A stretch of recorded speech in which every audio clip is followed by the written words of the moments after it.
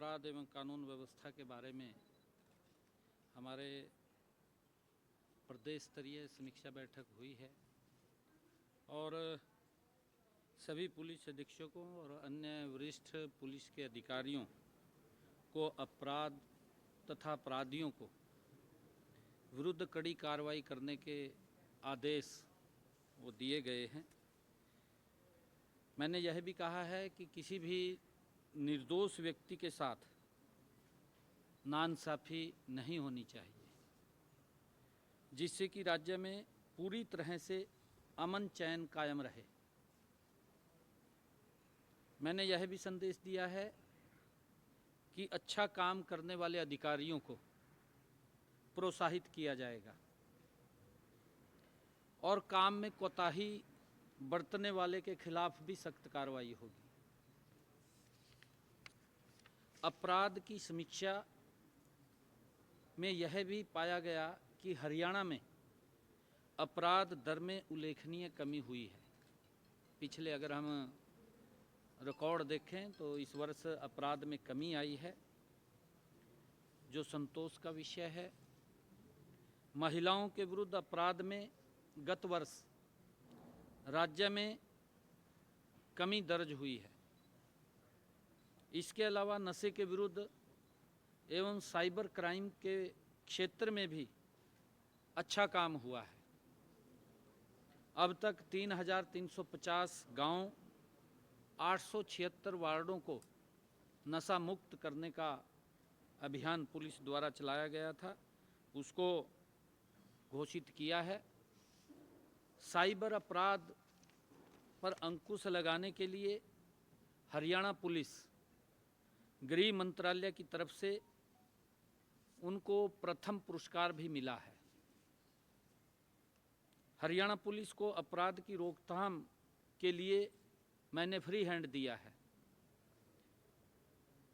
यह लक्ष्य भी दिया है कि नशा मुक्त अभियान को आगे बढ़ाते हुए वर्ष 2025 तक 70% गांव एवं वार्डों को नशा मुक्त किया जाए और जो इस कारोबार में शामिल हैं उनके खिलाफ सख्त कार्रवाई वो की जाए।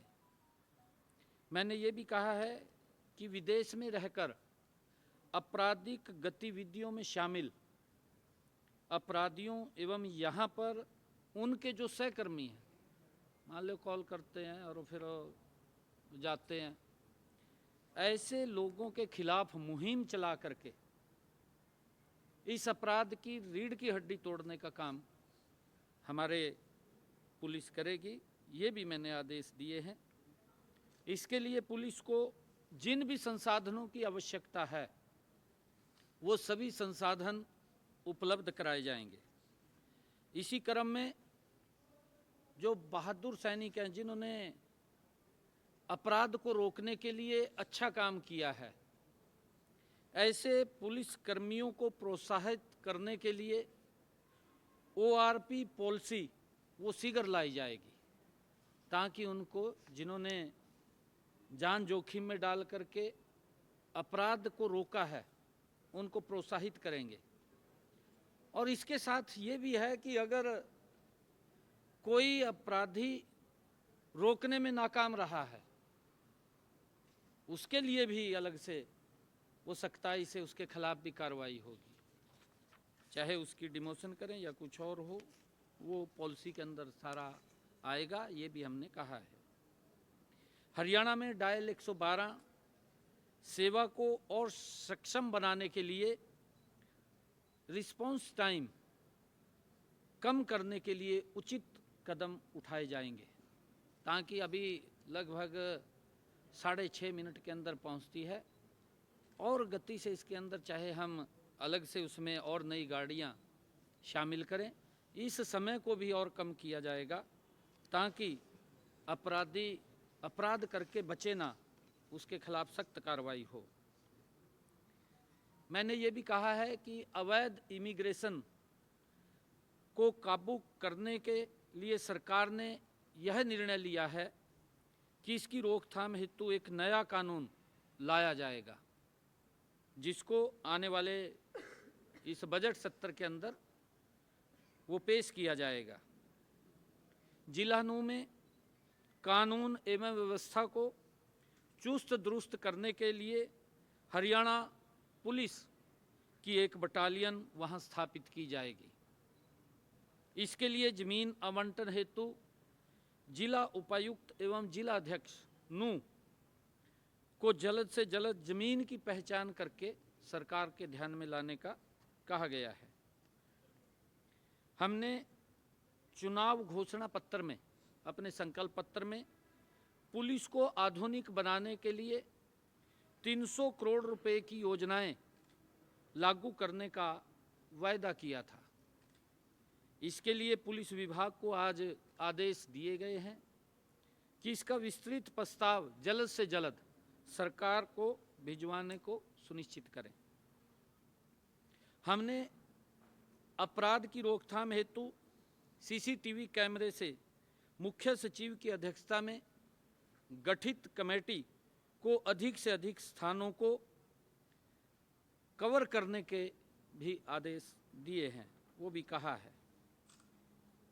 और हरियाणा में क्योंकि क्राइम और कम हो, जिस गति से कम हुआ है इसके अंदर और कमी आए, जो आपराधिक प्रवृत्ति के लोग हैं उनके खिलाफ सख्त कार्रवाई करते हुए उसके ऊपर नकेल कसी जाए।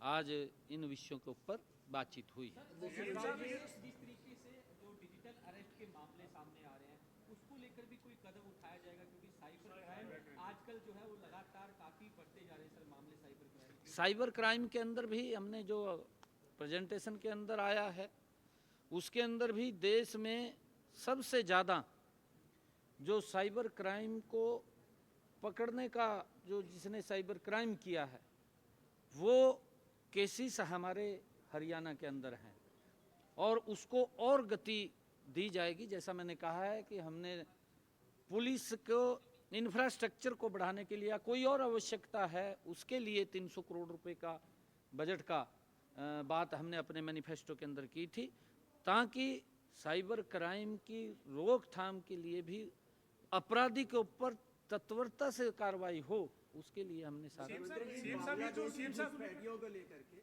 कई सूचनाएं मिली। दिल्ली पुलिस ने एक बड़े नेटवर्क को भी पकड़ा, बांग्लादेशी घुसपैठियों को लेकर के, रोहिंग्या को लेकर के। दिल्ली एनसीआर में भी इस तरह के कई मामले देखने को मिलते हैं, उसको लेकर कोई रणनीति या किसी तरह पे बात हुई है? नहीं, देखिए ऐसे लोगों को मैंने पीछे भी कहा था कि ऐसे जो रोहिंग्या या बांग्लादेश से आए हुए लोग हैं, ऐसे लोगों को चिन्हित करके कहाँ कहाँ पर वो बैठे हैं, उन लोगों को चिन्हित करके उनकी लिस्ट बना करके उनको भी यहाँ क्या निर्णय करना है उसका करके उनको वापस भेजने का काम किया जाएगा। सीएम साहब कर रहे हैं विदेश में जो गैंगस्टर बैठ के हरियाणा में वारदातों को अंजाम दे रहे हैं, ऐसे गैंगस्टरों को विदेशों से लाने के लिए कोई पॉलिसी बनाई जाएगी? उसके लिए भी क्योंकि पूरा एक एनआईए के साथ बैठ करके समय समय के ऊपर हमारे पुलिस के अधिकारी उनसे बातचीत करते हैं, क्योंकि ये इंटरनेशनल मसला है और उसके अंदर कुछ केसों के अंदर हमें वहाँ पर उनको लाने में सफलता भी मिली है, परंतु कुछ और हैं उसके पीछे लगे हुए हैं। हमने कहा है कि जो अपराधी हैं बाहर से बैठ कर के जो इस प्रकार का सिस्टम को चलाते हैं, उनके जो गुर्गे हैं जो यहाँ पर बैठे हैं, एक अभियान चला करके ऐसे लोगों को, इन आपराधिक गतिविधियों में संलिप्त लोगों को समाप्त करने का काम, उसकी कमर तोड़ने का काम ये हमारी पुलिस करेगी। और उसके लिए मैंने कहा है कि पुलिस को जिस भी संसाधन की आवश्यकता है वो उपलब्ध कराया जाएगा। सीएम साहब, आप पिछले दिनों देश के गृह मंत्री अमित शाह जी से मिले थे। 3 जो आपराधिक कानून लागू हुए हैं जुलाई 2024 से, उनको हरियाणा में पूरे तरीके से कब तक इम्प्लीमेंट कर लिया जाएगा, या फिर कर रहे हैं तो उसमें किसी तरीके की कोई चुनौती तो नहीं है आज पुलिस के सारे अमले के साथ? नहीं, उसके ऊपर भी चर्चा हुई है और उसको भी हम गति से आगे बढ़ रहे हैं। जल्दी ही इस पूरे प्रदेश के अंदर जो हमारे 3 लॉज आए हैं, भारत पिनल कोड, उसके तहत हमारी हरियाणा वो राज्य बनेगा।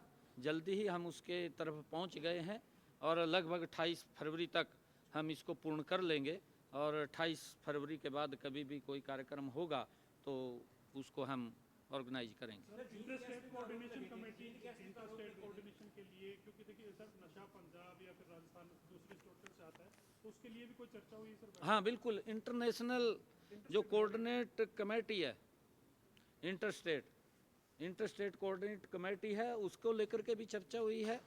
उसकी बैठकें भी हुई हैं, लगभग 272 के करीब में बैठकें हुई हैं और हमने कहा है कि इसको समय समय के ऊपर एक बड़ी बैठक का भी ऑर्गेनाइज होनी चाहिए, क्योंकि उसके अंदर सीएम स्तर के जो राज्यों के हमारे मुख्यमंत्री हैं वो भी उसके अंदर शामिल हों और अलग अलग जहाँ जहाँ पर भी वो बैठक रखनी है उसके ऊपर चर्चा विचार करके, ताकि इस नशे के ऊपर काबू पाया जा सके। और ऐसे लोग, हमने ये भी कहा है कि नशा जहाँ से चलता है, जहाँ तक पहुँचता है और बीच में जहाँ वो रुकता है, उस सब को चिन्हित करके उसके खिलाफ सख्त कार्रवाई करें, ताकि युवाओं को इस बढ़ती हुई प्रवृत्ति से रोका जा सके, उनको बचाया जा सके। सीएम साहब, कल अरविंद केजरीवाल दिल्ली में जाट आरक्षण की बात कर रहे थे, आज उन पर पूर्वांचलियों का अपमान करने को लेकर के आरोप लगा है। किस तरीके से देख रहे हैं केजरीवाल के इन बयानों को चुनावी माहौल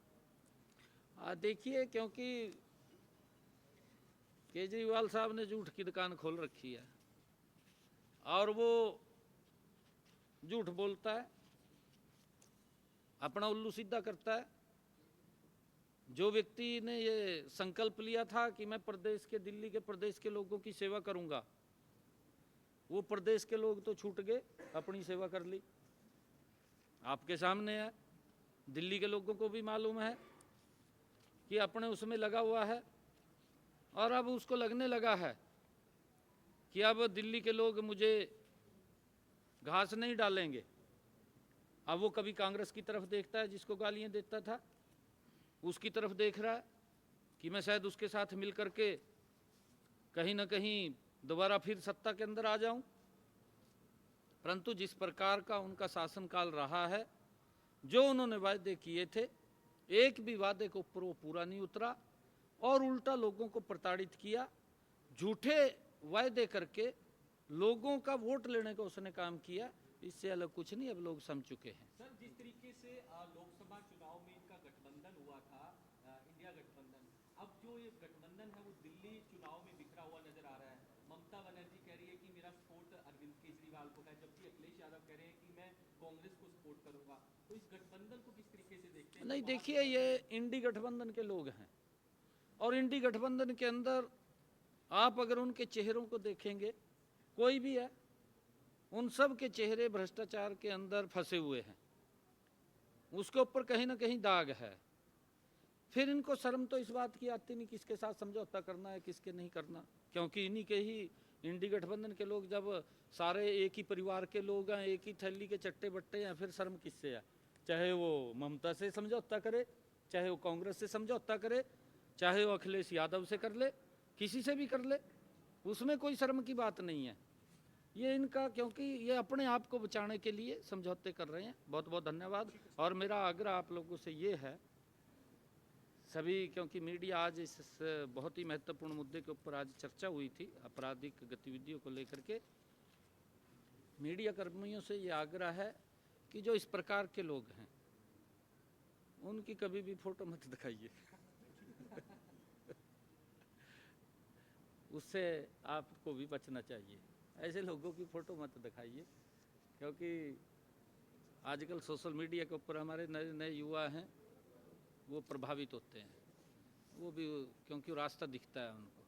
हमने उन युवाओं को बचाना है। सर, एसओपी जारी होने की बात हो रही थी कि हरियाणा कौशल वाले बार बार आपसे मांग कर रहे हैं कि जो ये बाद में बात कर लेंगे आपसे, बाद में बात